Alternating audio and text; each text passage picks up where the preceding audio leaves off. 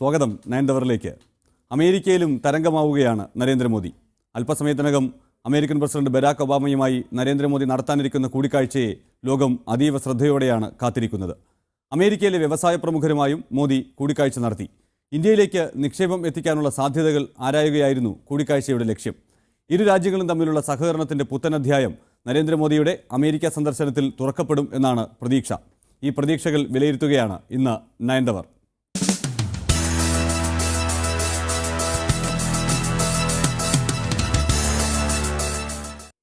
നരേന്ദ്രമോദി ഇന്ന് ഒബാമയുമായി കൂടിക്കാഴ്ച നടത്തും. ലോകത്തെ ഏറ്റവും കരുത്തരായ രണ്ട് നേതാക്കളുടെ കൂടിക്കാഴ്ചയെ ഏറെ പ്രാധാന്യത്തോടെയാണ് യൂറോപ്യൻ യൂണിയൻ, ചൈനയടക്കമുള്ള ലോകരാജ്യങ്ങളും വീക്ഷിക്കുന്നത്. പ്രതിരോധവും സുരക്ഷയും ഭീകരവാദവുമായിരിക്കും കൂടിക്കാഴ്ചയിലെ പ്രധാന ചർച്ച. സിറിയയിലും ഇറാഖിലും IS വിമതർക്കെതിരെ അമേരിക്ക വ്യോമാക്രമണം ആരംഭിച്ച സാഹചര്യത്തിൽ ഇക്കാര്യവും ചർച്ചയാവും. കാശ്മീർ വിഷയം പാക് പ്രധാനമന്ത്രി നവാസ് ഷെരീഫ് UN ജനറൽ അസംബ്ലിയിൽ ഉന്നയിച്ച സാഹചര്യത്തിൽ ഇന്ത്യൻ നിലപാട് പ്രധാനമന്ത്രി ഒബാമയെ അറിയിക്കും. വിഷയം ഇന്ത്യയും പാകിസ്ഥാനും ചർച്ചയിലൂടെ പരിഹരിക്കണമെന്ന നിലപാട് ഒബാമ ആവർത്തിക്കാനാണ് സാധ്യത. അഫ്ഗാനിലെ അധികാര കൈമാറ്റത്തിന്റെ പശ്ചാത്തലത്തിൽ കൂടുതൽ സഹായം നൽകുന്നതും ചർച്ചയാകും. ഊർജ്ജ മേഖലയിലെ സഹകരണവും കാലാവസ്ഥാ വ്യതിയാനവും ചർച്ചയാകുന്നതിനൊപ്പം വ്യാപാര വാണിജ്യ ബന്ധം മെച്ചപ്പെടുത്തുന്നതിനുള്ള വഴികളും ഇരുവരും ആലോചിക്കും. ഒബാമ നൽകുന്ന അത്താഴ വിരുന്നിൽ പങ്കെടുക്കുന്ന മോദി നാളെ ഓവൽ ഓഫീസിൽ വെച്ചും അദ്ദേഹവുമായി കൂടിക്കാഴ്ച നടത്തും. ഉഭയകക്ഷി ബന്ധം മെച്ചപ്പെടുത്തുന്നതടക്കമുള്ള കാര്യങ്ങളിൽ വിശദമായ ചർച്ച നാളെയാകും നടക്കുക. ഇതാദ്യമായാണ് നരേന്ദ്രമോദിയും ഒബാമയും കൂടിക്കാഴ്ച നടത്തുന്നത്. അതുകൊണ്ടുതന്നെ ലോകരാജ്യങ്ങൾ ഏറെ ഗൗരവത്തോടെയാണ് കൂടിക്കാഴ്ചയെ കാണുന്നത്. Central desk TV news. Professor Ninan Koshy, വിദേശകാര്യ വിദഗ്ധൻ, അഡ്വക്കേറ്റ് തമ്പാൻ തോമസ് XMB രാഷ്ട്രീയ നിരീക്ഷകൻ, ഒപ്പം സാമ്പത്തിക വിദഗ്ധൻ VK ആദർശ് തിരുവനന്തപുരം, കൊച്ചി, കോഴിക്കോട് സ്റ്റുഡിയോകളിലായി ഈ ചർച്ചയിൽ പങ്കെടുക്കുന്നു. പ്രൊഫസർ നൈനാൻ കോശി, ഐക്യരാഷ്ട്രസഭയിലെ പ്രസംഗം കഴിഞ്ഞു, മാഡിസൺ സ്ക്വയറിലെ ആവേശ പ്രസംഗം കഴിഞ്ഞു, കൂടിക്കാഴ്ചകൾ പുരോഗമിക്കുന്നു. ഇനി ഒബാമയുമായുള്ള കൂടിക്കാഴ്ച മാത്രം ബാക്കി. നരേന്ദ്രമോദിയുടെ അമേരിക്കൻ സന്ദർശനം ഈ നിമിഷം വരെ, ഈ ഘട്ടം വരെ എത്തി നിൽക്കുമ്പോൾ എന്തൊക്കെ പ്രതീക്ഷകൾ നൽകുന്നുണ്ട്?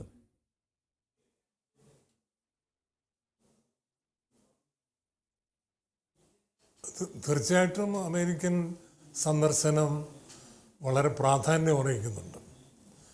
എന്തൊക്കെയായിരുന്നു ഈ സന്ദർശനത്തിൻ്റെ പിന്നിലുണ്ടായിരുന്നത്, അല്ലെങ്കിൽ സന്ദർശനത്തിൻ്റെ ലക്ഷ്യങ്ങൾ എന്താണെന്നുള്ളതിനെപ്പറ്റി വ്യക്തതയൊന്നുമില്ലായിരുന്നെങ്കിലും സാമ്പത്തിക രംഗത്ത് കൂടുതൽ സഹകരണം ഉണ്ടാക്കുക എന്നുള്ളത് തീർച്ചയായും ഇന്ത്യയെ സംബന്ധിച്ചോളം പ്രാധാന്യം അറിയിക്കുന്നു. മോഡിയെ സംബന്ധിച്ചോളം അതായിരുന്നു പ്രധാന അജണ്ട എന്ന് പറയാം. അതേസമയത്ത് അമേരിക്കയുടെ ഭാഗത്തു നിന്ന് ഇവിടെ റിപ്പോർട്ടിൽ സൂചിപ്പിച്ചതുപോലെ പ്രതിരോധ സുരക്ഷ ബന്ധങ്ങളെപ്പറ്റി ആയിരിക്കണം കൂടുതൽ ചർച്ചകൾ നടക്കാൻ സാധ്യതയുള്ളത്. ഭീകരവാദത്തിനെതിരെയുള്ള ഒരു പുതിയ യുദ്ധത്തിലാണ് അമേരിക്കയും മറ്റ് സഖ്യകക്ഷികളും. ഇത് നമ്മൾ അനുസ്മരിക്കേണ്ടത് ആദ്യത്തെ ഭീകരവാദ വിരുദ്ധ യുദ്ധത്തിന്, അല്ലെങ്കിൽ 2001 സെപ്റ്റംബർ 11 ശേഷം അമേരിക്ക പ്രഖ്യാപിച്ച ഭീകരതാ വിരുദ്ധ യുദ്ധത്തിന് ഇന്ത്യ പിന്തുണ നൽകിയിരുന്നു. സൈന്യത്തെ ഇറാഖിലേക്ക് അയക്കുന്നവരെ ആലോചിച്ചതാണ്. അപ്പോൾ ഇപ്പോൾ ഇസ്ലാമിക് സ്റ്റേറ്റിനെതിരെ എന്താണ് ഇന്ത്യയുടെ നിലപാട്, അല്ലെങ്കിൽ സ്റ്റേറ്റിനെതിരെ ഉള്ള അമേരിക്കൻ യുദ്ധത്തോട് ഇന്ത്യയുടെ നിലപാട് എന്താണെന്ന് ഇതുവരെ വ്യക്തമാക്കപ്പെട്ടിട്ടില്ല. ഐക്യരാഷ്ട്ര സംഘടനയിലെ പൊതുസഭയിൽ ചെയ്ത പ്രസംഗത്തിൽ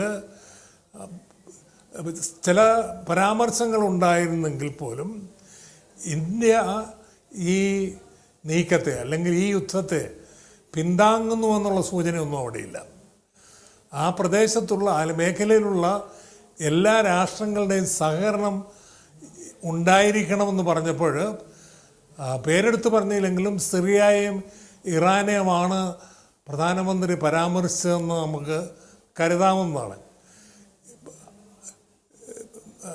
നരേന്ദ്രമോദി ഐക്യരാഷ്ട്ര സംഘടനയുടെ പൊതുസഭയിൽ ആവശ്യപ്പെട്ടത് ഭീകരതയ്ക്കെതിരെയുള്ള ഒരു അന്താരാഷ്ട്ര നിയമം, സമഗ്രമായ നിയമം ഉണ്ടാക്കുന്നതിനെ പറ്റി, അത്തരം ഒരു നിയമത്തെപ്പറ്റിയുള്ള ചർച്ചകൾ, കൂടിയാലോചനകൾ ഏതാണ്ട് 2 ദശകങ്ങളായി നടക്കുന്നുണ്ട്. പക്ഷെ അതിൽ ചില പ്രശ്നങ്ങളുണ്ട്.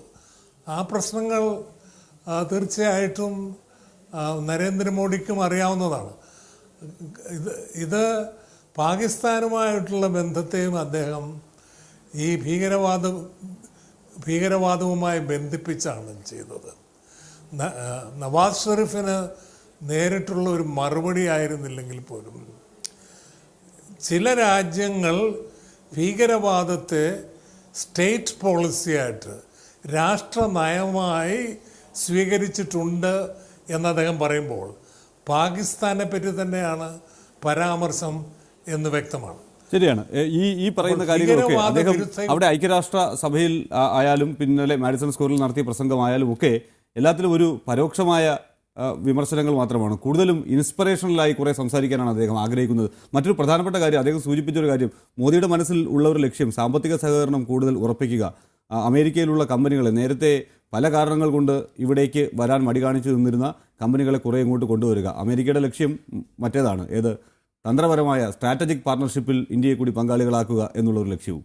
അത് അവിടെ എത്തിച്ചേരാനുള്ള സാധ്യതയല്ലേ നമ്മൾ കാണുന്നത്. സ്ട്രാറ്റജിക്കലായിട്ട് അമേരിക്ക സ്വീകരിക്കുന്ന ഗ്ലോബലൈസേഷൻ അനുകൂലമായ നയങ്ങളും കുത്തകകളെ സംരക്ഷിക്കാനുള്ള നയങ്ങളും സ്വതന്ത്ര വിപണിയും ഉദാരവത്കരണവും ഒക്കെ ഉൾക്കൊള്ളുന്ന നയത്തിലേക്ക് തന്നെയാണ് മോദി പോകുന്നത്. മോദിയുടെ പ്രസംഗം നമ്മൾ വായിക്കുന്ന അവസരത്തിൽ, അദ്ദേഹം കാണുന്ന അവസരത്തിൽ നമുക്ക് മനസ്സിലാക്കാൻ കഴിയുന്ന അദ്ദേഹത്തിൻ്റെ തുറന്ന കാഴ്ചപ്പാട് ഗ്ലോബലൈസേഷൻ അനുകൂലമാണ്. അതിനപ്പുറത്തേക്കൊന്നും അദ്ദേഹം വികസനമാണ് തൻ്റെ ലക്ഷ്യം എന്നുള്ള നിലയിൽ തന്നെയാണ് അദ്ദേഹം ഈ പ്രശ്നത്തെ കൈകാര്യം ചെയ്യുന്നത്. അതിനപ്പുറത്തേക്ക് ഏതെങ്കിലും തരത്തിലുള്ള നമ്മുടെ സമൂഹത്തിൽ ഒരു സന്തുലിതാവസ്ഥ ഉണ്ടാക്കുന്നതിനോ അല്ലെങ്കിൽ സമൂഹത്തിൻ്റെ മൊത്തത്തിലുള്ള വളർച്ച ഉള്ളതിനേക്കാൾ ഉപരി നല്ലൊരു സെയിൽസ്മാൻ എന്നുള്ള നിലയിൽ, ഒരു നല്ല വാഗ്മി എന്നുള്ള നിലയിൽ തൻ്റെ കച്ചവട ചരക്ക് വിറ്റഴിക്കാൻ വേണ്ടിയിട്ടുള്ള ശ്രമം അമേരിക്കയിലും UN-ലും നടത്തിയെന്നാണ് മൊത്തത്തിൽ നമ്മൾ നോക്കുമ്പോൾ അവിടെ കാണുന്നത്. അദ്ദേഹം ചില വാക്കുകളൊക്കെ ഉപയോഗിച്ചിരിക്കുന്നു. ഡെമോഗ്രഫി, അതുപോലെ ഡിമാൻഡ്. ഇത് മൂന്നുമാണ് തൻ്റെ പ്രഖ്യാപനങ്ങളെന്ന് അദ്ദേഹം മാഡിസൺ മൈതാനത്ത് പറഞ്ഞു. എന്താണ് അദ്ദേഹം അതിൽ നിന്ന് അർത്ഥമാക്കുന്നത്? ഈ രാജ്യത്തിൻ്റെ പ്രശ്നങ്ങളെ മുഴുവൻ ഉൾക്കൊള്ളുവാൻ ഈ മൂന്ന് പദങ്ങൾക്ക് കഴിയുമോ? Demography and demand. ശരിയാണ്, അദ്ദേഹം ഡിമാൻഡിനെ ആശ്രയിക്കുന്നു. ആ ഡിമാൻഡുള്ള ഒരു സമൂഹമാണ് ഇന്ത്യയിലുള്ള ഉപഭോക്തൃ സമൂഹം, ഏറ്റവും അധികം പോപ്പുലേഷനുള്ള സമൂഹം, ദരിദ്രന്മാർ ഏറ്റവും അധികമുള്ള സ്ഥലം. ഇവിടെ നമുക്ക് വിശപ്പുണ്ട്, ആഹാരം വേണം, ഇവിടെ നമുക്ക് തൊഴിൽ വേണം, ഇത്തരം ഡിമാൻഡുകളൊക്കെ നമുക്കുണ്ട്. ആ ഡിമാൻഡുകളെയൊക്കെ അദ്ദേഹം നോക്കിക്കാണുന്നത് ഒരു വിൽപ്പന ചരക്കായി ഒരു കൂട്ടർക്ക് കൈമാറുവാനുള്ളതാണ്. അത് ഈ പ്രസംഗങ്ങളിൽ നിന്നൊക്കെ വളരെ വ്യക്തമാണ്. പിന്നെ ഒരു ഷോമാൻ ആണ് അദ്ദേഹം. ആ ഷോമാനിസം അദ്ദേഹത്തിന് കാണിക്കാൻ കഴിഞ്ഞിരിക്കുന്നു. പിന്നെ അദ്ദേഹത്തിൽ അന്തർലീനമായിരിക്കുന്ന ഉള്ളിൽ കിടക്കുന്ന ചില വികാരങ്ങൾ എന്ത് എന്ന് ഇനിയും മനസ്സിലാക്കേണ്ടിയിരിക്കുന്നു. എന്താണ് അദ്ദേഹത്തിൻ്റെ എല്ലാത്തിലും വന്ന പോലെ മോഡി അമേരിക്കൻ സന്ദർശനത്തിലും സസ്പെൻസ് നിലനിർത്തുന്നു എന്ന് തന്നെയാണ്. ശ്രീ VK ആദർശ്, ഇവിടെ ഏറ്റവും പ്രധാനപ്പെട്ട ഒരു കാര്യം, ഇന്ത്യ ആഗ്രഹിക്കുന്ന ഒരു കാര്യം, കോർപ്പറേറ്റ് തലത്തിൽ ഒരു ഗ്ലോബലൈസേഷൻ തലത്തിൽ തന്നെ കാര്യങ്ങൾ നോക്കിക്കാണണം. അതിൻ്റെ ഒരു പ്രയോക്താവാണ് നരേന്ദ്രമോദി എന്നുള്ളത് എല്ലാവർക്കും അറിയാം. അതുകൊണ്ട് തന്നെ അത്തരത്തിൽ അദ്ദേഹത്തിന് എത്രമാത്രം ഇപ്പോൾ മുന്നോട്ട് പോകാൻ കഴിഞ്ഞിട്ടുണ്ട്, അല്ലെങ്കിൽ ആ ശ്രമങ്ങൾ ഇന്ത്യൻ പരിതസ്ഥിതിയിൽ ഇപ്പോൾ എത്രമാത്രം സാധ്യമാകുന്ന ഒരു തന്ത്രപരമായ ഒരു കൂട്ടായി മാറും?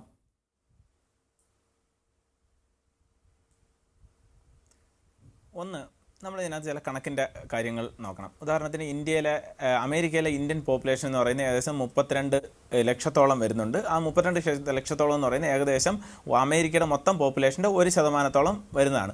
പക്ഷേ ഈ 1% എന്ന് പറയുന്നത് കേവലം അതിനങ്ങ് 1% കാണാൻ പറ്റില്ല. കാരണം ഇപ്പോൾ അമേരിക്കയുടെ ഇൻഡസ്ട്രി അദ്ദേഹം ഉണ്ടാക്കുന്ന ഒരു പോസിറ്റീവ് ആറ്റിറ്റ്യൂഡ്, അല്ലെങ്കിൽ നേരത്തെ തമ്പാൻ തോമസ് സാർ സൂചിപ്പിച്ചതുപോലെയുള്ള ഒരു വലിയ നിക്ഷേപം അല്ലെങ്കിൽ വിപണി കേന്ദ്രീകൃതമായ ഏർപ്പാടുകൾ നടക്കുമ്പോൾ അദ്ദേഹം നിശ്ചയമായും ഒരു വ്യവസായ മേഖലയിലെ നിക്ഷേപം ഇവിടെ സ്വപ്നം കാണുന്നുണ്ട്, അല്ലെങ്കിൽ അട്രാക്ട് ചെയ്യുന്നുണ്ട്. അമേരിക്കയിലെ സ്റ്റാർട്ടപ്പ് ഇൻഡസ്ട്രി, സിലിക്കോൺ വാലിയുടെ സ്റ്റാർട്ടപ്പ് ഇൻഡസ്ട്രിക്കകത്ത് 15% ഈ പറഞ്ഞ 1% തുടങ്ങിയിരിക്കുന്നത്. ഞാൻ പറഞ്ഞു വരുന്നത് ഈ 1% എന്ന് പറയുന്നത് കേവലം പോപ്പുലേഷൻ്റെ 1% മാത്രമായി എടുക്കരുത്. ഹൈലി ഇൻഫ്ലുവൻഷ്യൽ ആയിട്ടുള്ള മിക്കവാറുള്ള കമ്പനിയുടെയും പോളിസി മേക്കിംഗ് ഇടപാടുകളുടെയും ഡോക്ടർമാരും ഒക്കെയുള്ള മുഴുവൻ സമൂഹത്തിലും പരന്നു കിടക്കുന്ന പല തരത്തിലും ഇടപെടാൻ പറ്റുന്ന ഈ 1%. ഈ 1% എന്ത് മാറ്റമായിരിക്കും ഉണ്ടാക്കാൻ പറ്റുന്നത്? നേരത്തെയൊക്കെ സൂചിപ്പിച്ച സൂചിപ്പിച്ച പോലെ അവരിൽ ചില ആവേശങ്ങൾ ഉണ്ടാക്കി അല്ലെങ്കിൽ അവരിൽ ചില പ്രതീക്ഷകൾ ഉണ്ടാക്കി കൊടുത്തു കഴിഞ്ഞാൽ ഒരു പക്ഷേ ഇൻവെസ്റ്റ്മെൻറ്റ് വരുന്നതിനോടൊപ്പം തന്നെ അല്ലെങ്കിൽ ഇൻവെസ്റ്റ്മെൻറ്റ് വരുന്നത് മാറ്റി നിർത്തിയാൽ പോലും ചില തരം ഒരു ലോബിയിങ്, ഇന്ത്യ സെൻട്രിക് ലോബിയിങ് നടത്താൻ അറിഞ്ഞോ അറിയാതെയോ ഇവരെ കൊണ്ട് സാധിപ്പിക്കും. അത് കക്ഷിയുടെ ഒരു ഉദ്ദേശമാണ്. രണ്ടാമത്തെ ഉദ്ദേശം, ഒരു കാലത്ത് രാജീവ് ഗാന്ധിക്ക് സാം പത്രോദയെ കിട്ടിയതുപോലെ ആ സാം പത്രോദയെ കിട്ടിയപ്പോഴാണ് ഇന്ത്യൻ ടെലിഫോൺ ഇൻഡസ്ട്രി മുഴുവൻ മാറ്റപ്പെട്ടതും സീഡോട്ട് എക്സ്ചേഞ്ച് കണ്ടുപിടിക്കപ്പെട്ടതും പിന്നീട് ഈ കാണുന്ന ഇന്ന് നാം കാണുന്ന IT ഇൻഡസ്ട്രിയുടെ അതിൻ്റെ അടിസ്ഥാന ശിലകൾ പാകിയത് ഒരു പക്ഷേ സാം പത്രോദയാണ്. അതേപോലെ തന്നെ ഒരു 5 or 6 അല്ലെങ്കിൽ 10 ഇതേപോലുള്ള സാം പത്രോദമാരെ നരേന്ദ്രമോദി അവിടെ ലക്ഷ്യമിടുന്നുണ്ട്. അതിനകത്ത് ഒരാൾ പ്രവീൺ മിശ്രയെ പോലെയുള്ള ഒന്നാന്തരം ആൾക്കാരെ അയാൾ ഇതിനോടകം തന്നെ നോട്ടമിട്ടിട്ടുണ്ട്. അങ്ങനെയുള്ള ആൾക്കാരെ ഇന്ത്യയിലേക്ക് കൊണ്ടുവരിക, അല്ലെങ്കിൽ ഇപ്പം പണ്ടത്തെ കണക്കല്ല, അമേരിക്കയിൽ ഇരുന്നാൽ പോലും ടെക്നോളജി ട്രാൻസ്ഫർ വഴിയായാലും അല്ലെങ്കിൽ അവിടെ ഇരുന്ന് നിയന്ത്രിക്കാൻ പറ്റുന്ന ഇൻഡോ അമേരിക്കൻ കമ്പനികൾ വഴിയായാലും ഇന്ന് തന്നെ നോക്കണം, കോഗ്നിസൻ ടെക്നോളജീസ് അടക്കമുള്ള അതിൻ്റെ മേധാവി ഇന്ത്യക്കാരനാണ്, ഗോവക്കാരനാണ്. അപ്പോൾ അത്രയുള്ള ഇന്ത്യക്കാർ മുകളിലിരിക്കുന്ന അല്ലെങ്കിൽ ഇന്ത്യ സെൻട്രിക് കമ്പനികളുടെ സിഇഒമാരെ കണ്ടു. ഇത് കൂടാതെ അമേരിക്കൻ കമ്പനികളുടെ സിഇഒമാരെ കാണുന്നു. ഇത്തരത്തിൽ നേരത്തെ സൂചിപ്പിച്ചതുപോലെ ഉദാഹരണത്തിന് ഇന്ത്യയുടെ ക്ലീൻ ഇന്ത്യ മിഷനിലും ഡിജിറ്റൽ ഇന്ത്യ മിഷനിലും ഒക്കെ വളരെ കൃത്യമായി സഹായിക്കാൻ പറ്റുന്ന തരത്തിലുള്ള ഒരു തരം ചർച്ച ഇവിടെ നടക്കുന്നുണ്ട്. കക്ഷിയുടെ ലക്ഷ്യം എനിക്ക് തോന്നുന്നത് അടുത്തൊരു 10 വർഷത്തേക്ക് നടപ്പാക്കാനുള്ള പദ്ധതികൾ, അതിൻ്റെ ഒരു കൃത്യമായ അടിസ്ഥാന ശിലകൾ ഇട്ട് പോവുകയാണ് കക്ഷിയുടെ ഉദ്ദേശം. അത് ഒന്നാന്തരമായി ചെയ്യുന്നുമുണ്ട്. അങ്ങനെയുള്ള ഒരു വലിയ പോസിറ്റീവ് ആറ്റിറ്റ്യൂഡ് ഉണ്ടാക്കേണ്ട ഒരു ആവശ്യം ഇവിടെ ഒരു ഭരണകർത്താവിനെ സംബന്ധിച്ചുള്ള ആവശ്യമാണ്. കാരണം ഒരു ഇന്ത്യ സെൻട്രിക് ആയിട്ടുള്ള അല്ലെങ്കിൽ ഇന്ത്യയിലെ എഞ്ചിനീയർമാരെ മാത്രം വെച്ചുകൊണ്ടുള്ള ഒരു ഓപ്പറേഷൻ നടത്തി മുന്നോട്ട് പോകാൻ പാടാണ്. ടെക്നോളജി ട്രാൻസ്ഫർ വേണ്ടി വരും, ചില അവസരങ്ങളിൽ ഫോറിൻ ഫണ്ടിൻ്റെ ഇൻഫ്ലോ വേണ്ടി വരും, ചില അവസരങ്ങളിൽ ഒരുതരം ലോബിയിങ് അവിടെ നടത്തേണ്ടി വരും. ഇത്തരത്തിൽ ഈ ഒരു 3-4 ഓപ്പറേഷൻസ് അവിടെ നിൽക്കുന്ന ഈ പറഞ്ഞ 1% വരുന്ന എന്നാൽ വളരെ ഇൻഫ്ലുവൻഷ്യൽ ആയിട്ടുള്ള ആൾക്കാരെ കൊണ്ട് ചെയ്യിപ്പിക്കുക എന്ന് പറയുന്നത്. ഇനി ഈ 1% മൊത്തം സാമ്പത്തിക ഇടപാടും കൂടെ നോക്കിക്കഴിഞ്ഞാൽ ഈ 1% എന്ന് പറയുന്നത് അമേരിക്കയിൽ അങ്ങ് കേവലം ചെറിയൊരു ന്യൂനപക്ഷമല്ല, മറിച്ച് അത് ഡിസിഷൻ മേക്കിങ്ങിലേക്ക് അത്യാവശ്യം കെൽപ്പുള്ള ആളുകളാണെന്ന് നമുക്ക് മനസ്സിലാവും. നമുക്ക് അമേരിക്കയിലെ ഒരു വലിയ കോർപ്പറേറ്റ് കമ്പനികളായാലും പോളിസി മേക്കിംഗ് ബോഡികളായാലും നോക്കിയാൽ മതി ഇന്ത്യക്കാരുടെ സാന്നിധ്യം അവിടെ എത്രയുണ്ടെന്ന്. ശരിയാണ്. അത്തരം ഒരു പോസിറ്റീവ് എഫക്റ്റ് ശ്രീ നൈനാൻ കോശി, അത്തരം ഒരു പോസിറ്റീവ് എഫക്റ്റ് ഒരു ഭാഗത്ത് നരേന്ദ്രമോദി എടുക്കുമ്പോഴും നമ്മെ ആശങ്കപ്പെടുത്തുന്ന മറ്റൊരു പ്രധാനപ്പെട്ട ഘടകം അവിടെയുള്ള തന്ത്രപരമായ പ്രതിരോധ രംഗത്തെ ഉൾപ്പെടെയുള്ള തന്ത്രപരമായ ചില നിലപാടുകൾ. ആ നിലപാടുകളിൽ നരേന്ദ്രമോദിയുടെ നീക്കം എന്തായിരിക്കും എന്നുള്ളതും ലോകം ആകാംക്ഷയോടെ കാത്തിരിക്കുന്നുണ്ട്.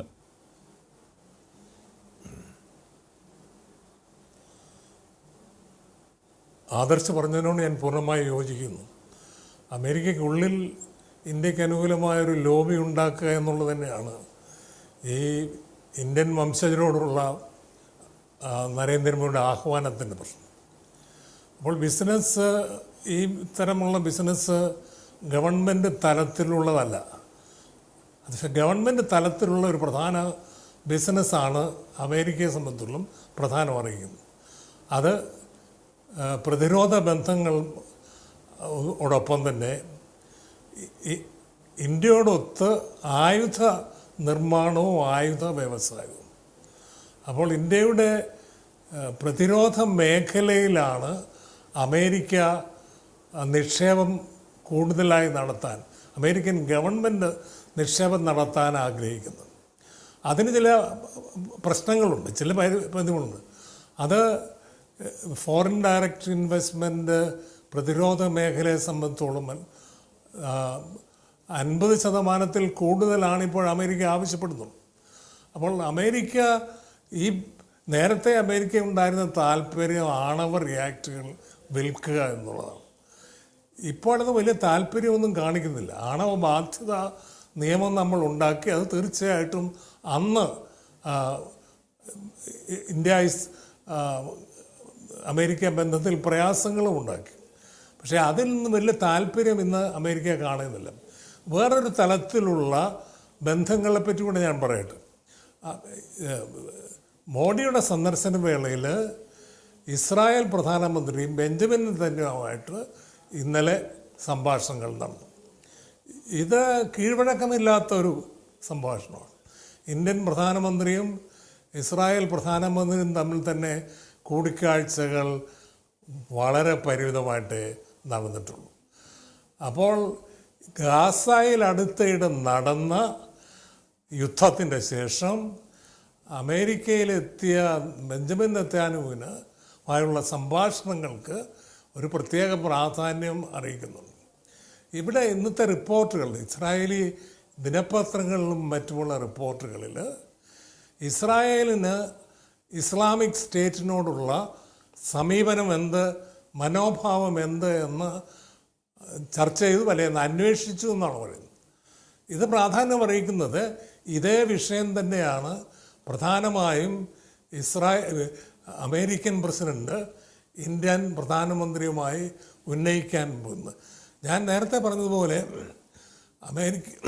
അമേരിക്കയുടെ നേരത്തെയുള്ള ഭീകരവാദ വിരുദ്ധ യുദ്ധത്തിൽ നേരത്തെയുള്ള ഘട്ടത്തിൽ ഇന്ത്യയുടെ പിന്തുണയുണ്ടായിരുന്നു. ഇറാഖ് ആക്രമണത്തെ പോലും വാജ്പേയി പരോക്ഷമായെങ്കിലും പിന്താങ്ങി. മധ്യമാർഗമെന്നൊക്കെ പറഞ്ഞെങ്കിലും അത് സാമ്രാജ്യത്വ പദ്ധതിക്ക് കൂട്ടുനിൽക്കുക എന്നത് വ്യക്തമാണ്. അപ്പോൾ ഇപ്പോൾ ഇന്ത്യയുടെ സൈനിക തലത്തിലുള്ള സഹായം വ്യോമ തലത്തിലുള്ള സഹായം ഇതിനകം അമേരിക്ക ആവശ്യപ്പെട്ടിട്ടുണ്ടെന്നുള്ള സൂചനകളുണ്ട്. അപ്പോൾ ഇതൊരു പ്രധാന വിഷയമായിരിക്കെ അതിൻ്റെ വിവക്ഷകളെപ്പറ്റി, പശ്ചിമേഷ്യയിലെ അതിൻ്റെ വിവക്ഷകളെപ്പറ്റി ഇസ്രായേലിൻ്റെ മനോഭാവം കണ്ട ശേഷമാണ്, മനസ്സിലാക്കിയ ശേഷമാണ് ഒബാമയുമായിട്ടുള്ള ചർച്ചകൾ.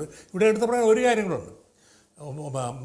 ഇസ്രായേലി പ്രധാനമന്ത്രിയെ മാത്രമല്ല കണ്ടത്, അവിടുത്തെ പ്രധാനപ്പെട്ട ജൂത സംഘടനകളെയും മായും നരേന്ദ്രമോദി സംഭാഷണങ്ങൾ നടത്തി. ഇതും വളരെ പ്രാധാന്യം അറിയിക്കുന്നുണ്ട്. ഇസ്രായേലുമായി ഞാൻ എത്താം. ഇസ്രായേലുമായി ഇന്ത്യക്ക് നേരത്തെ തന്നെ ഇത്തരത്തിലുള്ള തന്ത്രപരമായ ബന്ധം ഉണ്ട് എന്ന് നമുക്കറിയാം. ആയുധ മേഖലയിലുമൊക്കെ നല്ല ബന്ധം ഉള്ളതാണ്. ഇപ്പോൾ ഈ ആഗോള ഭീകരവാദത്തിനെതിരായ പോരാട്ടത്തിൽ ഇന്ത്യ ഒപ്പം വേണമെന്ന് അമേരിക്ക ആത്മാർത്ഥമായി ആഗ്രഹിക്കുന്നുണ്ട്. പക്ഷേ ആ ആഗ്രഹത്തിന് ഈ പറയുന്നത് പോലെ ഇസ്രായേലിൻ്റെ ഒരു മൗന സമ്മതം കൂടി ഇന്ത്യ ആഗ്രഹിക്കുന്നുണ്ടോ? ഇന്ത്യയുടെ ഇസ്രായേലിനോടുള്ള നയം മുമ്പുള്ളതിൽ നിന്ന് വ്യത്യസ്തമായിട്ടാണ് ഇപ്പോൾ നമ്മൾ കാണാൻ ഇടവരുന്നത്. അത് കൂടുതൽ ഇസ്രായേലിനോട് അടുക്കുന്നൊരു നയം മോഡി സ്വീകരിച്ചിരിക്കുന്നു എന്നുള്ളൊരു യാഥാർത്ഥ്യമാണ്. ഇസ്രായേൽ എടുക്കുന്ന നയങ്ങളെ പൂർണ്ണമായും ഒരു ലോക ജനതയ്ക്ക് പിന്താങ്ങാൻ കഴിയില്ല. അതിനകത്തുള്ള ഒരു ഫാസിസ്റ്റ് റാഷണലിസ്റ്റ് ടെൻഡൻസീസ് ഉണ്ടല്ലോ, അതിനു വേണ്ടിയിട്ട് നിലകൊള്ളുന്നതിനെ നമുക്കെങ്ങനെ അത്തരം ഒരു കാര്യത്തെ പിന്താങ്ങാൻ കഴിയും? അവിടെ നമ്മൾ കാണുന്ന നമുക്കുള്ള ഒരു ബോധം, സമൂഹത്തെക്കുറിച്ചുള്ള ബോധം, ആ സമൂഹത്തിൽ എല്ലാവരെയും ഉൾക്കൊള്ളണമെന്നുള്ളൊരു താല്പര്യം, അതൊരു സെക്ടേറിയനിസത്തിന് വേണ്ടി എന്ത് തരം താല്പര്യങ്ങളും ലോകത്തെ ജനത മുഴുവൻ നോക്കിക്കാണുന്ന ഗാസയിലെ അനുഭവങ്ങളും ഇസ്രായേലിൽ നടന്നുകൊണ്ടിരിക്കുന്ന അനുഭവങ്ങളെ നമുക്കൊരിക്കലും പിന്താങ്ങാൻ കഴിയില്ല. ഇസ്രായേൽ ചെയ്യുന്നതിനെ ന്യായീകരിക്കാനേ കഴിയില്ല. അത്തരം ഒരു നിലപാടാണ് കഴിഞ്ഞ കാലങ്ങളിലൊക്കെ നമ്മുടെ ഗവൺമെൻറ്, നമ്മുടെ രാഷ്ട്രീയ നേതാക്കളും സ്വീകരിച്ചത്. ഒരു ഘട്ടത്തിൽ നമ്മൾ അവരുമായിട്ടുള്ള ബന്ധം പോലും വിച്ഛേദിച്ചുകൊണ്ട് നിൽക്കുന്നതിനുള്ള ആർജവം കാണിക്കുകയുണ്ടായി. പക്ഷേ ഇപ്പോൾ നമ്മൾ കാണുന്നത് എവിടെയോ ചെറിയ ഹിഡൻ അജണ്ടകൾ ഇത്തരത്തിലുള്ള ചർച്ചകളുടെ പിന്നിലുണ്ട്. ഭീകരവാദം, ഭീകര പ്രസ്ഥാനങ്ങൾ അവ വളർന്നു വരാൻ പാടില്ല, അത് യാഥാർത്ഥ്യമാണ്. പക്ഷേ അതിനുവേണ്ടി അമേരിക്ക ഒരു പോലീസിൻ്റെ നയം സ്വീകരിക്കുമ്പോൾ അതിൻ്റെ ഹെഡ് കോൺസ്റ്റബിളായിട്ട് ഞാനും ഇരുന്നോളാം എന്ന് പറയുന്നത് അമേരിക്ക ആഗ്രഹിക്കുന്നത് അത് തന്നെയാണ്. ആഗോള ഭീകരവാദത്തിൻ്റെ ഒന്നിച്ചു ചേർന്നുള്ള പ്രവർത്തനത്തിലൂടെ ഇന്ത്യയുമായുള്ള ഒരു സൗഹൃദം സ്ഥാപിച്ച് ആ മേഖലയിൽ അതിന് ഞാനും വിധേയനായിക്കൊണ്ട് പ്രവർത്തിക്കാം, അതിനാവശ്യമായ കാര്യങ്ങളൊക്കെ ഞാൻ ചെയ്തു തരാം എന്ന് പറയുന്ന ഒരു ചൂണ്ടുപലക ഈ ഇസ്രായേലിലെ നേതാക്കന്മാരുമായി നെതന്യാഹുവുമായി നടത്തിയ ചർച്ചയും അവരുമായി കൂടുതൽ ബന്ധപ്പെടാൻ ശ്രമിക്കുന്നതും ഒരു മെസ്സേജ് നമുക്ക് തരുന്നില്ലേ? അതൊരു ഹിഡൻ അജണ്ടയല്ലേ? അത് ഭാരതത്തിൽ നമ്മൾ വളർത്തിക്കൊണ്ട് വന്നിട്ടുള്ള മതേതരത്വത്തിനും ഇവിടെ നാം കാണിച്ചിട്ടുള്ള സൗഹാർദ്ദത്തിനും ഒക്കെ അനുകൂലമായ ഒരു നിലപാടല്ല എന്ന് ഞാൻ വിശ്വസിക്കുന്നു. അപ്പോൾ മോഡിയുടെ സന്ദർശനം പലവിധ സന്ദേശങ്ങളാണ് നമ്മുടെ മുമ്പിൽ തരുന്നത്. ഒന്ന്, ആഗോളവത്കരണത്തോടുള്ള സമീപനം. അദ്ദേഹം ഉദ്ദേശിക്കുന്നത് ഡെവലപ്മെൻറ്റാണ്. ശരി, നമുക്ക് ഡെവലപ്മെൻറ്റ് വേണം. പക്ഷേ ആ ഡെവലപ്മെൻറ്റ് വേണ്ട അവസരത്തിൽ തന്നെ സമൂഹത്തിൽ അഡാനിയെ പോലുള്ള ആളുകൾക്ക് അദ്ദേഹത്തിൻ്റെ 100 ദിവസത്തെ ഭരണത്തിൻ്റെ ഫലമായി 3000 കോടി ഉറുപ്പിക ലാഭമുണ്ടാക്കത്തക്കവണ്ണം ഇന്ത്യയിലെ മുഴുവൻ തുറമുഖങ്ങളെയും സ്വകാര്യവത്കരിച്ച് കൊച്ചി ഉൾപ്പെടെയുള്ള തുറമുഖങ്ങൾ നഷ്ടത്തിലേക്ക് പോകത്തക്കവണ്ണം സ്വകാര്യ മുതലാളിമാർക്ക് തുറമുഖങ്ങൾ തുറന്നുകൊടുത്ത് അവർക്ക് ഓരോ തുറമുഖങ്ങൾ വാങ്ങി അവിടെ ഈ കമ്പ്യൂട്ടർ മുഖേന ട്രാൻസ്പോർട്ടേഷൻ നടത്തി ആ തുറമുഖങ്ങൾക്ക് വരുമാനമുണ്ടാക്കി 100 ദിവസം കൊണ്ട് 3000 കോടി രൂപ അദ്ദേഹത്തിൻ്റെ പിന്താങ്ങുന്ന അഡാനിക്ക് ഉണ്ടാക്കാൻ കഴിഞ്ഞു. ഇത്തരം ഒരു സമൂഹത്തെ നമ്മൾ ഒരിക്കലും കണ്ടിട്ടില്ല. അദ്ദേഹം ഗാന്ധിജിയെ പിടിച്ച് ആവർത്തിച്ചിട്ടുണ്ട്. അമേരിക്കയിലെ സന്ദർശനത്തിന് 2-3 സ്ഥലത്ത് അദ്ദേഹം ഗാന്ധിജിയുടെ പേര് പറഞ്ഞിട്ടുണ്ട്. ഗാന്ധിജിക്ക് അങ്ങനെ ഒരു ദർശനമേ ഉണ്ടായിരുന്നില്ല. ഇദ്ദേഹം ഡെവലപ്മെൻറ്റ് എന്ന് പറയുമ്പോൾ സമ്പത്തിൻ്റെ സമാഹരണം ഏതാനും ആളുകളുടെ കയ്യിൽ കേന്ദ്രീകരിച്ചിട്ട് അവർക്ക് ഈ സമൂഹത്തെയും ഭാരതത്തിലെ ജനങ്ങളെയും നിയന്ത്രിക്കുവാനും നയിക്കുവാനുമുള്ള സാഹചര്യം ഉണ്ടാക്കാൻ കഴിയുമെന്നുള്ളത് അതിന് മറിച്ച് ചിന്തിക്കാൻ അദ്ദേഹത്തെ കൊണ്ട് കഴിയുന്നില്ല. അതാണ് പക്ഷേ അദ്ദേഹത്തിന്റെ വാക്കുകളിൽ അദ്ദേഹം പറയുന്നത് അങ്ങനെ മാത്രമല്ല. എല്ലാ ജനങ്ങളെയും മഹാത്മാഗാന്ധി സ്വാതന്ത്ര്യ സമരത്തിൽ എല്ലാവരെയും അണിനിരത്തിയതുപോലെ ഇന്ത്യയുടെ വികസനത്തിൽ ഓരോരുത്തരെയും അണിനിരത്തും. പക്ഷേ എങ്ങനെയാണ് വികസനത്തിൽ മറ്റേ അഡ്വാനിയും അതുപോലുള്ള ആളുകളും അതുപോലെ ഉയർന്നു വരുന്ന വ്യവസായികൾ മാത്രം ഉൾക്കൊള്ളുന്ന ഒരു ഈ ഉൽപ്പാദന പ്രക്രിയയൊക്കെ അപ്പാടെ തങ്ങൾക്ക് അനുകൂലമാക്കി ഉപയോഗിക്കാൻ ആഗ്രഹിക്കുന്ന, മാനവശേഷി ഉപയോഗിക്കാൻ ആഗ്രഹിക്കുന്ന 20,000 തൊഴിലാളികളുണ്ടായിരുന്ന കൊച്ചി തുറമുഖത്ത് 200 തൊഴിലാളികളെ കൊണ്ട് വല്ലാർപാടത്ത് പണിയെടുപ്പിക്കാൻ കഴിയും. അത് ദുബായ് വേൾഡ് പോർട്ടായി അതിൻ്റെ സമ്പത്ത് മുഴുവൻ സമാഹരിച്ചുകൊണ്ട് ദുബായിലേക്ക് പോകാൻ കഴിയുകയും ചെയ്യുന്നത് പോലെ ഗുജറാത്തിലെ അഡാനിക്ക് ഇവിടുത്തെ എല്ലാ പോർട്ടുകളും ഉപയോഗിച്ച് സമ്പന്നനായി തീരുവാനുള്ള അവകാശം ഉണ്ടാക്കി കൊടുക്കുന്നത് എങ്ങനെ ഈ രാജ്യത്ത് ദാരിദ്ര്യം നിർമ്മാർജ്ജനം ചെയ്യുവാനും ഇവിടുത്തെ രാജ്യം ബഹുഭൂരിപക്ഷം അവിടെയാണ് നരേന്ദ്രമോദി ഇപ്പോൾ അമേരിക്കയിൽ നടത്തിയ പ്രസംഗത്തിലായാലും അദ്ദേഹം ആവർത്തിക്കുന്ന ഒരു കാര്യം അതാണ്. രാജ്യത്തിന്റെ വികസനം നിങ്ങൾ ഇനി കാണുന്ന, ഇതുവരെ കണ്ട ഇന്ത്യ ആയിരിക്കില്ല ഇനി നിങ്ങൾ കാണാൻ പോകുന്നത് എന്ന് പറയുന്നു. സാധാരണക്കാരനെ മറന്നിട്ടുള്ള ഒരു വികസന പ്രക്രിയ നടത്തില്ല എന്ന് പറയുന്നു. അപ്പോഴും ഇവിടെ ഉണ്ടാകുന്നൊരു വലിയ ആശങ്ക ഈ സൂചിപ്പിക്കുന്നത് പോലെയാണ്. ഒരു വിഭാഗത്തിന്റെ കയ്യിൽ മാത്രം ഇങ്ങനെ സമ്പത്ത് കുന്നുകൂടുന്ന ഒരു അവസ്ഥയിലേക്ക്, അതാണ് വികസനം എന്നുള്ള തരത്തിലേക്ക് കാര്യങ്ങൾ കൊണ്ടുപോകുമോ? ഇങ്ങനെ ഒരു ആഗോള വികസനത്തിന്റെ ഒരു പുതിയ മാതൃകയാണോ നരേന്ദ്രമോദി ഈ ലോകത്തിന്റെ മുന്നിൽ അവതരിപ്പിക്കാൻ പോകുന്നത്? സാധാരണക്കാരനെ മറന്നുപോകുമോ എന്നുള്ള സംശയം ബാക്കിയാവുന്നത് അവിടെയാണ്. അമേരിക്കയിൽ അദ്ദേഹം നടത്തിയ പ്രസംഗങ്ങളും അങ്ങനെ സൂചനകൾ, ഒരു മെസ്സേജ് നൽകുന്നുണ്ട് എന്ന അഭിപ്രായമുണ്ട്.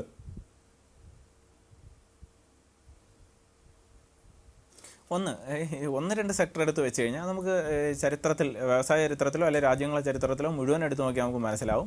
1-2 വ്യവസായങ്ങളെ മാത്രം അല്ലെങ്കിൽ സെക്ടറിനെ മാത്രം എടുത്ത് വെച്ച് തൊഴിൽ നഷ്ടപ്പെടുന്നു അല്ലെങ്കിൽ തൊഴിൽ കുറയുന്നു അല്ല. മൊത്തത്തിൽ കഴിഞ്ഞ 50 വർഷത്തെ അല്ലെങ്കിൽ കഴിഞ്ഞ 70 വർഷത്തെ കണക്കെടുത്ത് വെച്ച് ക്രമാനുഗതമായി നോക്കിയാൽ ഓരോ 10 വർഷം കൂടുമ്പോഴും മൊത്തം തൊഴിലിൻ്റെ എണ്ണത്തിൽ ഇന്ത്യയിൽ കാര്യമായ തോതിൽ വർധനവ് രേഖപ്പെടുത്തുന്നുണ്ട്. അത് കാരണം പലതുമാകാം. കാരണം കഴിഞ്ഞ 25 വർഷത്തിന് മുന്നേ സർവീസ് സെക്ടർ എന്ന് പറയുന്നത് മൊത്തം എക്കണോമിയുടെ അത്രമേൽ വലിയ പങ്കില്ലായിരുന്നു. മറിച്ച് നമുക്കെന്നറിയാം സർവീസ് സെക്ടർ എന്ന് പറയുന്നത് വലിയ തോതിൽ, വൻതോതിൽ തൊഴിലുകൾ സൃഷ്ടിക്കപ്പെടുന്ന കഴിഞ്ഞ 20 വർഷത്തിനിടയിൽ ദക്ഷിണേന്ത്യയുടെ ഭൂപടം തന്നെ, വ്യവസായ ഭൂപടം തന്നെ മാറ്റുന്ന രീതിയിൽ ഇടപെട്ടതാണ് സർവീസ് സെക്ടർ. ഇപ്പോൾ തന്നെ മക്കിൻസിയുടെ ഏറ്റവും പുതിയ റിപ്പോർട്ട് പ്രകാരം അവരെന്താ പറയുന്നത്? ഇന്ത്യ സർവീസ് സെക്ടറിൻ്റെ ഷാഡോയിൽ നിന്ന് പുറത്തു വരാനുള്ള എല്ലാ സാധ്യതയും ഇപ്പോൾ കാണുന്നുണ്ടെന്നാണ്. മിക്കവാറുള്ള അന്താരാഷ്ട്ര റേറ്റിംഗ് ഏജൻസികളെല്ലാം ഇന്ത്യയുടെ റേറ്റിംഗ് അത്യാവശ്യം മെച്ചപ്പെട്ട രീതിയിൽ മാറ്റിയാണ് വിലയിരുത്തപ്പെടുന്നത്. അതിൻ്റെ അർത്ഥം എന്ന് പറയുന്നത്, ഉദാഹരണത്തിന് ഇലക്ട്രോണിക്സിൻ്റെ കാര്യം മാത്രം എടുത്തു കഴിഞ്ഞാൽ, കാരണം ഇലക്ട്രോണിക്സ് ഹാർഡ്വെയർ സോഫ്റ്റ്വെയറുമായി ചേർന്ന് ഒട്ടേറെ തൊഴിൽ പ്രദാനം ചെയ്യാനുള്ള മേഖലയാണ്. ഏകദേശം $400 ബില്യൺ ബിസിനസ്സാണ് അടുത്ത 2020 ആകുമ്പോൾ വരാൻ പോകുന്നത്.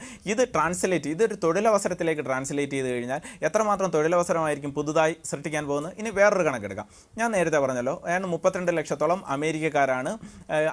ഇന്ത്യക്കാരാണ് അമേരിക്കയിൽ ജോലി എടുക്കുന്നത്. ഏറ്റവും പുതിയ പഠന പ്രകാരം അടുത്ത 10 ആണ്ടുകൾക്കുള്ളിൽ അമേരിക്കയ്ക്ക് മാത്രം ഏകദേശം 15 ലക്ഷത്തോളം സോഫ്റ്റ്വെയർ എഞ്ചിനീയർമാരുടെ കുറവ് അവിടെ രേഖപ്പെടുത്തുന്നുണ്ട്.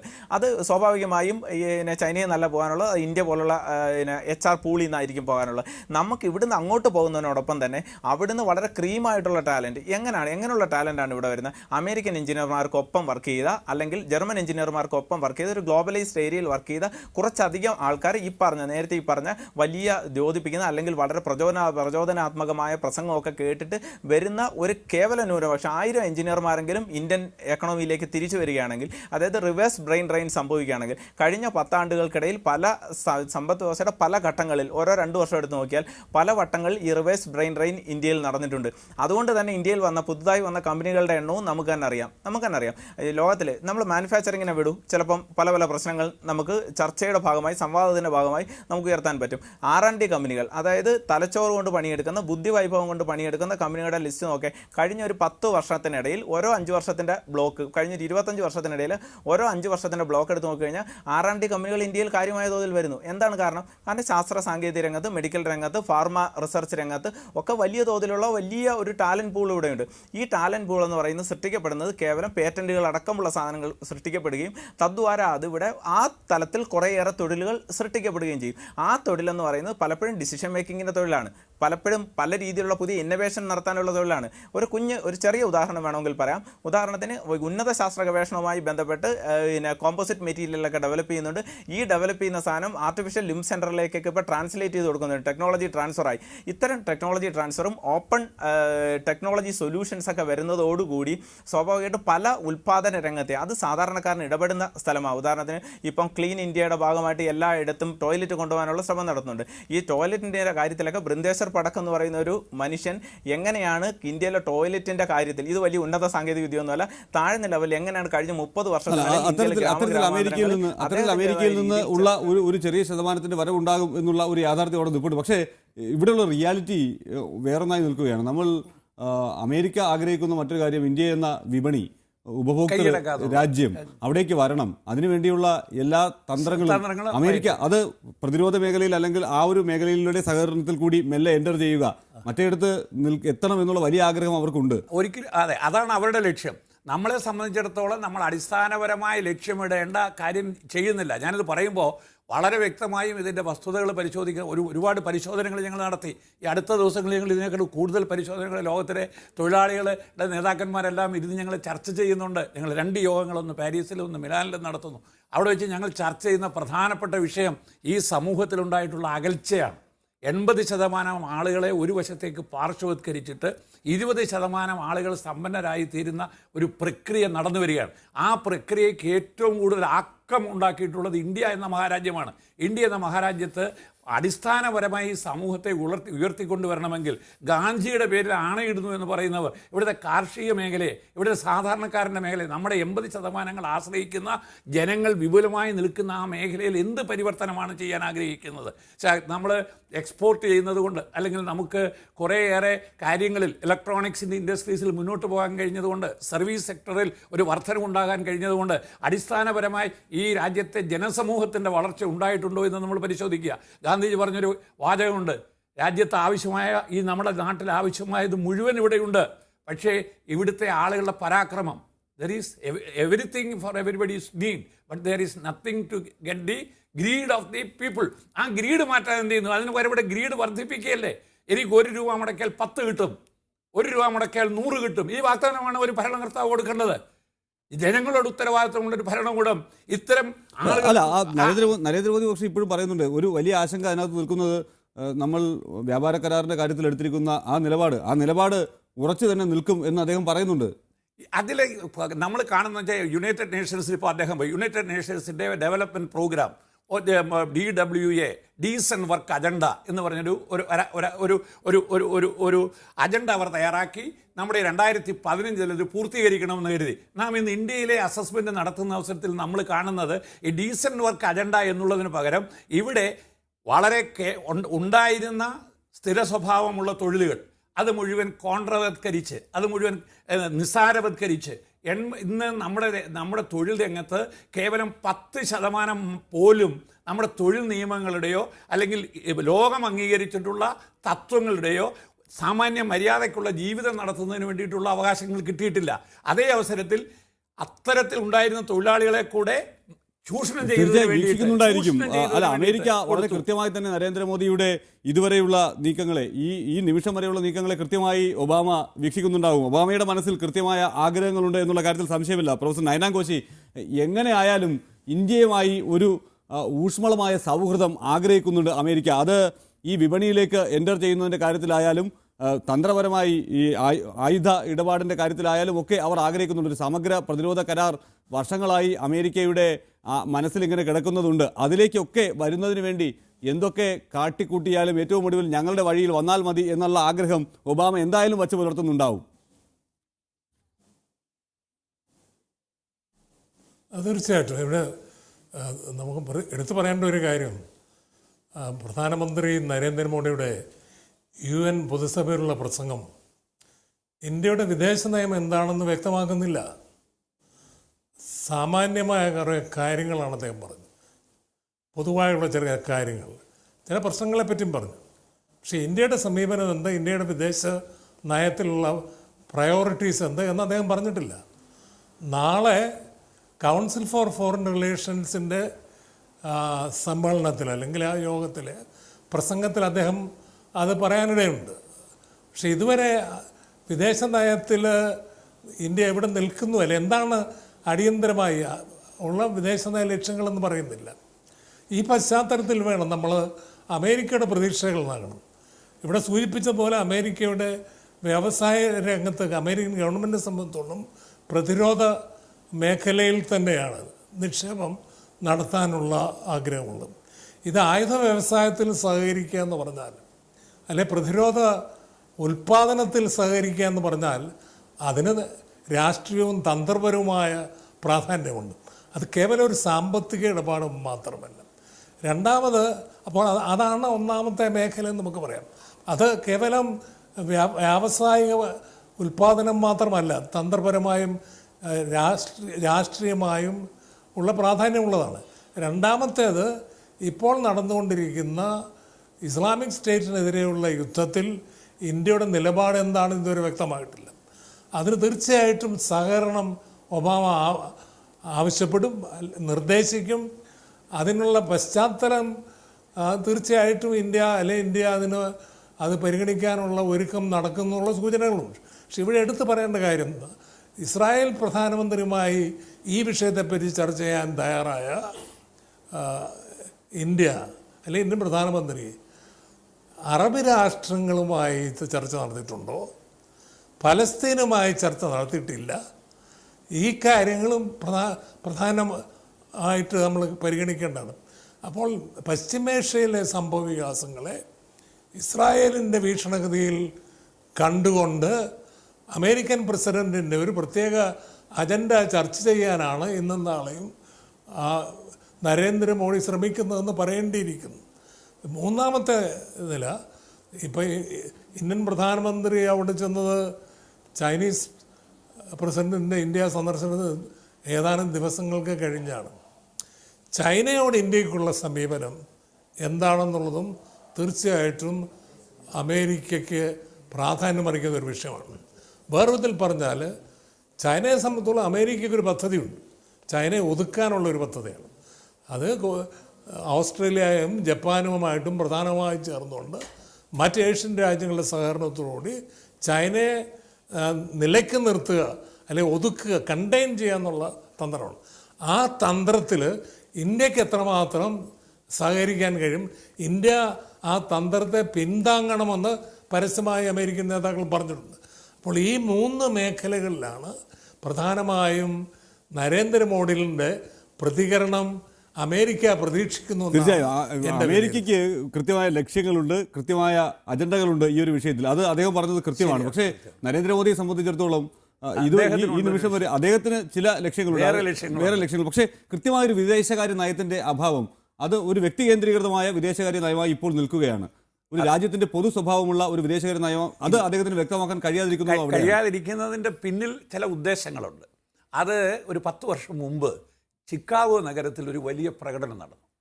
അത് ഉമാഭാരതിയായിരുന്നു അതിൻ്റെ നേതാവ്. അത് ഇതുപോലെ ആൾക്കൂട്ടം കൂടിയ ഒരു സമ്മേളനമായിരുന്നു. ആ സമ്മേളനത്തിൽ ഒരു വലിയ പ്രസംഗം നടത്തി. ആ പ്രസംഗത്തിൽ പറഞ്ഞു, ഹിന്ദി അമാര ഹേ, ഹിന്ദുസ്ഥാൻ ഹേ, ഹിന്ദു ഹേ എന്ന് പറഞ്ഞു. ഇന്ത്യക്ക് വളരേണ്ട കാര്യങ്ങളെ സംബന്ധിച്ചൊരു ഹിഡൻ അജണ്ട ഇവരുടെ പിന്നിലുണ്ട്. ആ ഹിഡൻ അജണ്ട വെച്ചുകൊണ്ട് അത് വ്യാപിപ്പിക്കാൻ ശ്രമിക്കുന്ന കാര്യങ്ങളിൽ മുതലാളിത്തവരെ, സമ്പത്തുണ്ടാകുന്നവനെ, സമ്പത്തുള്ളവനെ ശ്ലാഘിക്കുന്ന, ആശ്ലേഷിക്കുന്ന, നീ ദരിദ്രനാകുന്നത് നിന്റെ കുറ്റം കൊണ്ടാണ് എന്ന് അവനെ അടിച്ചേൽപ്പിക്കുന്ന മറുഭാഗത്തെ കേന്ദ്രീകരിച്ചുകൊണ്ട് അവരെ ഒരു വശത്ത് സമ്പന്നരാക്കി ഒരു പരിധിവരെയെങ്കിലും കീഴടങ്ങേണ്ടുന്ന ഒരു സാഹചര്യം ഉണ്ടാകുമോ എന്നുള്ളതാണ് അമേരിക്കൻ പ്രസിഡന്റുമായുള്ള കൂടിക്കാഴ്ചക്കിടയിൽ. അത് വളരെ വ്യക്തമല്ലേ? അതിനുള്ള ഇന്നല്ലെങ്കിൽ നാളെ അത് കീഴടങ്ങുകയാണോ യോജിച്ച് നടത്തുകയാണോ എന്ന് മാത്രം പരിശോധിച്ചാൽ മതി. ഇന്നല്ലെങ്കിൽ നാളെ അത് സംഭവിക്കും അത് വലിയ സംശയമില്ലല്ലോ എന്ന് വിശ്വസിക്കുന്നുണ്ട്. വി കെ ആദർശ്, നമ്മുടെ ചർച്ച അവസാനിപ്പിക്കണം. പക്ഷേ നേരത്തെയുള്ള ചർച്ചയ്ക്കിടയിൽ എന്തോ പറയാനുണ്ട് എന്ന് സൂചിപ്പിച്ചിരുന്നു. എന്താണെന്ന് വളരെ വേഗത്തിൽ പറയുകയാണെങ്കിൽ നമുക്ക് അവസാനിപ്പിക്കാം. രണ്ട് കാര്യം. ഒന്ന്, നേരത്തെ നയനാങ്കോച്ച് സാറ് പറഞ്ഞ പോലെ ഇപ്പം നടന്ന അമേരിക്കൻ ചർച്ചയിൽ അവർ കൃത്യമായി പറഞ്ഞു 3.5 ബില്യൺ US$ ഡിഫൻസിലും എയറോസ്പേസിലുമാണ് വളരെ കൃത്യമായി നമുക്ക് ഉറപ്പിക്കപ്പെട്ട കരാർ എന്ന് പറയാൻ പറ്റുന്ന, അല്ലെങ്കിൽ ഉറപ്പിക്കപ്പെട്ട രീതിയിലുള്ള പ്രവർത്തനം എന്ന് പറയാൻ പറ്റും. ഇനി തമ്പാൻ തോമസ് സാറ് പറഞ്ഞതിനകത്ത് ഒരു ചെറിയ വ്യത്യാസം. ഗാന്ധിജി ആ സമയത്ത് ഗ്രാമസ്വരാജ് പറഞ്ഞ സമയത്തും അല്ലെങ്കിൽ ഗ്രാമങ്ങളിലൂടെ സ്വയം പര്യാപ്തം ആകണമെന്ന് പറഞ്ഞപ്പോഴും ആ മോഡൽ ഇന്ത്യക്ക് പറ്റിയ മോഡലല്ലെന്നും അതിലൂടെ മുന്നോട്ട് പോയി കഴിഞ്ഞാൽ അടുത്ത 150 വർഷം കഴിഞ്ഞാലും നിങ്ങൾ എങ്ങും എത്താൻ പറ്റില്ലെന്ന് പറഞ്ഞ് ഗാന്ധിജിയുടെ സമകാലീനായിരുന്ന വിശ്വേശ്വരയ്യായിരുന്നു. വിശ്വേശ്വരയ്യ പകരം പറഞ്ഞ എന്താണ്? ഇൻഡസ്ട്രിയലൈസ് ഓർ പെരിഷ് എന്നാണ്. നിങ്ങൾ വ്യവസായവൽക്കരിക്കൂ, ഇല്ലെങ്കിൽ നശിക്കുന്നതാണ്. എന്താണ് അന്ന് പ്രായോഗികവാദിയായ രാഷ്ട്രീയക്കാരനായ നെഹ്റു അനുവർത്തിച്ച മോഡൽ? ജർമ്മൻ സഹകരണം ഉണ്ടായിരുന്നു അന്നിവിടെ, അന്ന് അമേരിക്കൻ സഹകരണം ഉണ്ടായിരുന്നു, അന്ന് USSRന്റെ സഹായമൊക്കെ ഉണ്ടായിരുന്നു. ആ സഹായത്തിൽ ഇവിടെ IITകൾ ഉണ്ടാക്കി, വൻകിട സ്റ്റീൽ പ്ലാന്റുകൾ ഉണ്ടാക്കി, വൻകിട വ്യവസായശാലകൾ ഉണ്ടാക്കാൻ ശ്രമിച്ചു. ഇതെല്ലാം അത് ഗാന്ധിജി ഒരിക്കലും, അല്ലെങ്കിൽ ഗാന്ധിജിയെ വിശ്വസിച്ചിരുന്ന സമൂഹത്തിന് ഒരിക്കലും ഡൈജസ്റ്റ് ചെയ്യാൻ പറ്റുന്ന, ഉൾക്കൊള്ളാൻ പറ്റുന്നതിനേക്കാൾ വലിയ തരത്തിലുള്ള ഒരു തരത്തിൽ നമ്മൾ ഈ പറയുന്ന സ്മാർട്ട് സിറ്റിയും ഇപ്പോൾ പറയുന്ന 100 സ്മാർട്ട് സിറ്റിയൊക്കെ അന്നത്തെ കാലഘട്ടത്തിൽ വെച്ച് നോക്കുമ്പോൾ ഈ ഭിലായ് സ്റ്റീൽ പ്ലാന്റിനെ വെച്ച് നോക്കിയാലും, അല്ലെങ്കിൽ അന്നത്തെ IIT കാൺപൂർ IIT ഒക്കെ വെച്ച് നോക്കിയാലും ഇതൊക്കെ നമുക്ക് ചിന്തിക്കാൻ പറ്റാത്ത കാര്യമാണ്. ഒന്ന് ആലോചിച്ച് നോക്കൂ, അന്ന് നെഹ്റുവിൻ്റെ കാലത്ത് തുടങ്ങിയ സ്റ്റീൽ പ്ലാന്റ്, അല്ലെങ്കിൽ അന്ന് തുടങ്ങിയ IIT പോലുള്ള ഒരു വിദ്യാഭ്യാസ സ്ഥാപനം പിന്നീട് വന്ന ഏതെങ്കിലും ഒരു ഭരണാധികാരി കൊണ്ടുവന്നു? അത്രയ്ക്കും വലിയ സ്റ്റീൽ പ്ലാന്റിനോളം അന്നത്തെ എക്കണോമിയും കൂടെ വെച്ച് പെർസെൻറ്റേജ് വെച്ച് കണക്കാക്കണം. അത്രത്തോളം വലിയ ഏതെങ്കിലും ഒരു ഇൻവെസ്റ്റ്മെൻറ്റ് ഈ മോഡിക്ക് പോലും വിഭാവനം ചെയ്യാൻ കഴിയുന്നുണ്ടോ? എല്ലാ വലിയ നേതാക്കളുടെയും സ്വഭാവം എന്ന് പറയുന്നത് അവരെ കാലഘട്ടം പിന്നീടുള്ള കാലഘട്ടത്തിൽ അറിയപ്പെടുന്നത് ഇത്തരം വലിയ വ്യവസായശാലകളായാലും വലിയ തോതിൽ ജനങ്ങളെ ആകർഷിക്കാൻ ഉള്ള രീതിയിലുള്ള പ്രസംഗങ്ങളിലൂടെയാണ്. ഈ രണ്ട് കാര്യം മോഡി ചെയ്യുന്നുണ്ട്. ഒന്ന്, ആൾക്കാരെ ആകർഷിക്കാൻ ശ്രമിക്കുന്നുണ്ട്. അതിലെ പൊള്ളത്തരം എന്തായാലും തമ്പാൻ തോമസ് സാറ് പറഞ്ഞ പോലെയുള്ള ഹിഡൻ അജണ്ടകൾക്കും അതിൻ്റെ പിന്നിലുണ്ടാകാം. പക്ഷേ ആ ഭരണാധികാരി അടുത്ത 20 വർഷം കഴിഞ്ഞ്, അല്ലെങ്കിൽ താൻ മരിച്ചാലും ലോകം തന്നെ അറിയപ്പെടുന്നത് ഒരു പക്ഷേ താൻ കൊണ്ടുവന്ന വലിയ വ്യവസായശാലകൾ വഴിയും താൻ നടത്തിയ വലിയ ഗിരിപ്രഭാഷണങ്ങൾ വഴിയാണെന്നുള്ളത് അയാളുടെ ഒരു തരത്തിൽ പറഞ്ഞു കഴിഞ്ഞാൽ വ്യക്തിപരമായ ഇഷ്ടാനിഷ്ടങ്ങളും എല്ലാം കൂടെ ചേർന്നുള്ള ഒരു അജണ്ടയാകാം. ഇതിൻ്റെ ഒരു സമ്മിശ്രണമാണ് മോഡിയിൽ നമ്മൾ കാണുന്നത്. തീർച്ചയായും. എന്തായാലും നരേന്ദ്രമോദി അത് കൃത്യമായി തെളിയിക്കുന്നുമുണ്ട്. അദ്ദേഹം മാർക്കറ്റ് ചെയ്യുന്നുണ്ട്. ഇനി ബാക്കി എന്തൊക്കെ അതിന്റെ പിന്നാലെ വരും എന്നുള്ളത് ഇനിയുള്ള ചർച്ചകൾക്ക് അനുഭവിച്ചറിയാം എന്ന് തന്നെ നമുക്ക് പറഞ്ഞു നിർത്താം. വളരെയധികം നന്ദി പ്രൊഫസർ നയനാൻ ഘോഷി, ഒപ്പം advocate Thampan Thomas, Shri VK Adarsh ഈ ചർച്ചയിൽ പങ്കെടുത്തു.